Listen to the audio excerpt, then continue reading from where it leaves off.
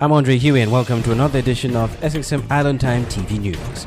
The Committee for Financial Supervision, CFT, has approved St. Martin's 2016 budget. Minister of Finance Richard Gibson said the CFT have also commended him for making significant improvements in the budget. I finally received a letter from the CFT in which Mr. Agebakker wrote approving the St. Martin's budget for 2016. Mr. Bach, and I quote from the letter, "The CFT has taken note of the significant improvement to the draft budget of St. Martin for 2016, and we compliment the Minister of Finance with this achievement.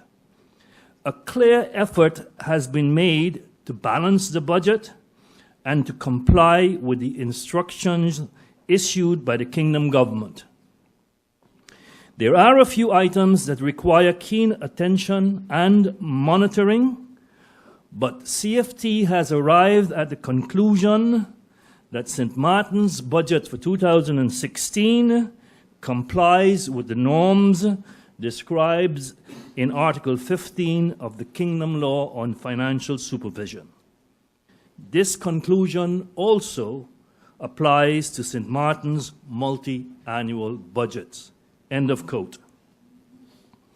With this, St. Martin now has access to $77.6 million for investment in capital expenditures, of which already approximately 35 million guilders are in the bank. The difference for investments can be borrowed.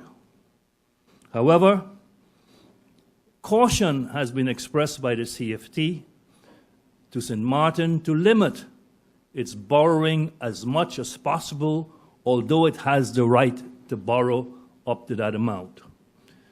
St. Martin's capacity to be able to borrow and spend all this money for this year is not there. So I am not concerned that St. Martin will be borrowing all of this money, quite the contrary.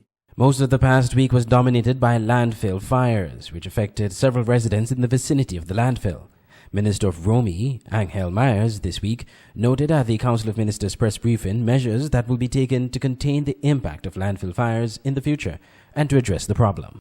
I realize that there has always been fires on the landfill, and if we do not change the course of action, there will always be fires on the landfill. We know what needs to be done in terms of the landfill.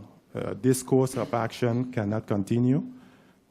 As was indicated time and time before, the landfill has reached its maximum capacity. There are different competing interests in moving forward in terms of the waste to energy. There was discussions where there was a sort of a stalemate as it concerns the power purchase agreement, but this government has made a decision that we will take control of the situation and make a decision this week on the way moving forward. Minister of Finance Richard Gibson has clarified comments attributed to him in media reports suggested the government was considering introducing a 6% turnover tax on goods purchased online and brought into St. Martin. That I believe that taxes should not be raised, quite the contrary, taxes should be reduced, does not tie my hands, feet, and mouth from talking about all possibilities that there are. I mentioned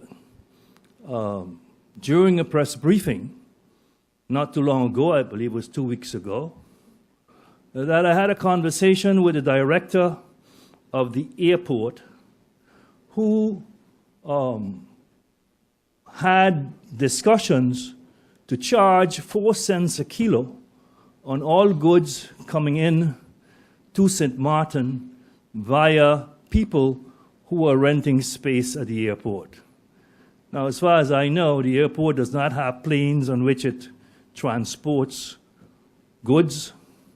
It does not have boats. So why would it be charging 4 cents a kilo for goods that are being transported into St. Martin?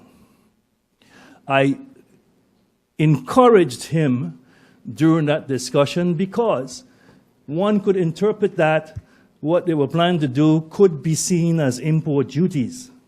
And I made a comparison and says, let's assume that the only people who can tax are the tax department, the Ministry of Finance.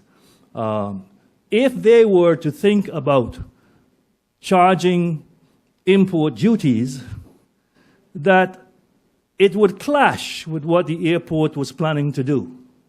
So to avoid confusion in the public, I encourage him to seek another path, another way of collecting rent other than charging for goods coming into the airport. Our news media reported that the Minister of Finance is considering charging TOT taxes on goods coming into St. Martin.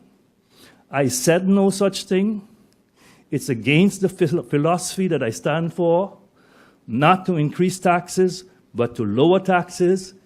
I had said that we are discussing all possibilities, but that has not reached the point where we were considering. That has brought about quite some discussion in the public in terms of, oh my gosh, TOT taxes are going to be charged. It's going to be 6%. By the way, I got to admit, I misspoke that day while giving my example. I did say 6% TOT taxes, but everybody knows TOT tax is 5%. In that respect, I misspoke. But interpreting it as the Ministry of Finance is considering charging import duties or charging TOT taxes of 6% on goods coming in, I think that was a bridge too far. It's not the case, and it goes against the grain of what I believe. And finally, on Sxm Island Time TV News, Estica Halley was crowned in the early hours of Wednesday morning as the Telcel Senior Queen Pageant Carnival Queen at the Carnival Village. First runner-up Kishana Hamer was the most popular contestant of the evening and received 6 of the 13 sashes in the competition.